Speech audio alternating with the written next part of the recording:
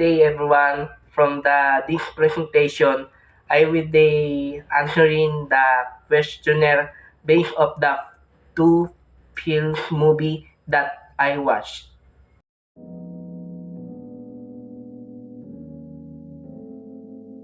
The film Amining from 2001 tells the story of a quick youth human named Amining who lives in Paris. She finds happiness in helping the people around her good about through small acts of kindness. Habang unti-unti nila madidiscover ang sarili nila, purpose sa buhay. The film shows how creativity and simple experiences can affect the director of a person's entire life.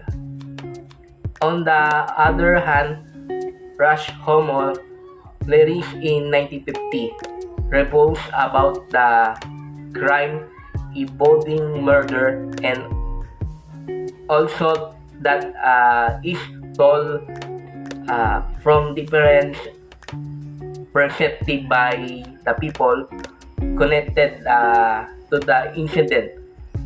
Each character gives a different explanation of the same event. Kaya nalilito ang view kung paano talaga ang totoo. The film highlights how personal perception can improve the way people understand truth and normality.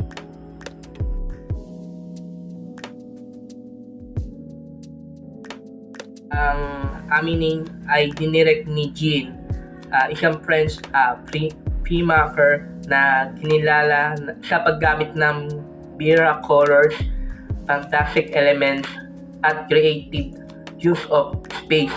Dahil sa strong at adequate visual style niya, naging isang Amining sa mga most important films na era ito at naging iconic sa simena. Ang Rashomon naman ay dinirect ni Akina, isang pinaka influential Japanese filmmakers sa history. Sa mga tumulong sa nagpapakilala sa Japanese cinema sa international audience. Kinilala siya sa innovative camera technique at malalim na storytelling. At mga Rashomon ay isang mga pelikulang na-impluwensya sa maraming filmmakers sa buong mundo.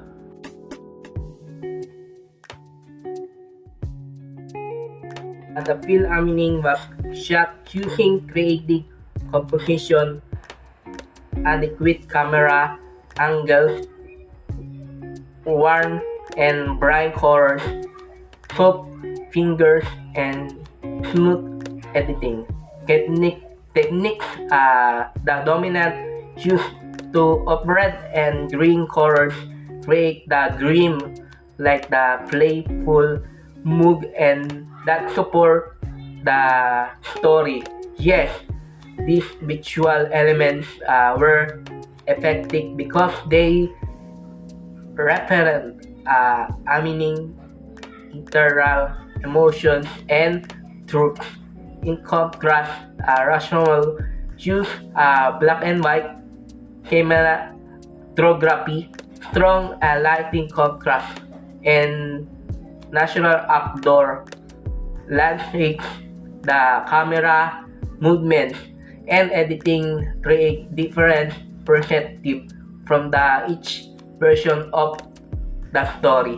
Yes, was the effective because it visually show tensions, confusions, and especially in the flores in courtroom scenes.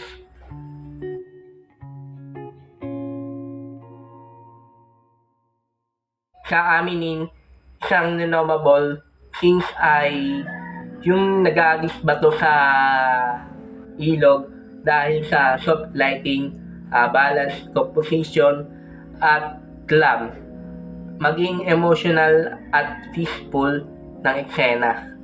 Isa pa ng impactful scenes ay ang close-up shot ay ni Amining na malinaw na nagpapakita ng kanyang happiness. Sa Rush Rommel, siyang powerful scenes ay yung nagpadaan ng sikat na araw sa pagitan mga puno, ang contrast, ang light and shadow, at ang mga movement ng camera na ay nag-create.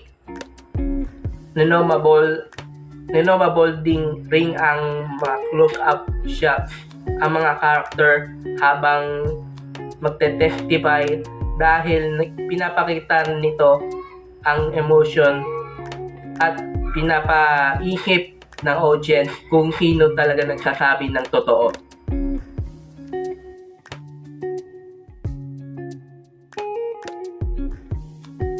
More feels use strong visual storytelling and focus of human emotions and personal perspective.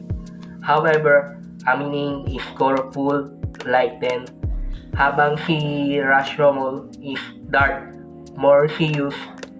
Also, Amining focus on one main character, while Rush Rommel presents multiple characters with different viewpoints of the same event.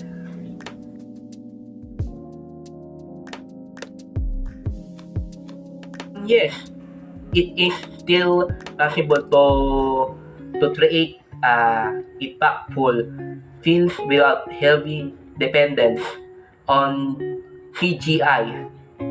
These films prove that strong storytelling, cinematography, acting, and ending are more important than advanced technology when it comes to making meaningful films.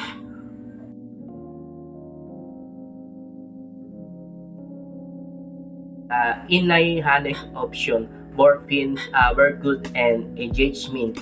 Amini was enjoyable to watch because of this creativity, visuals, and uplifting message. Masarap siyang panoorin at nakakagaan loob.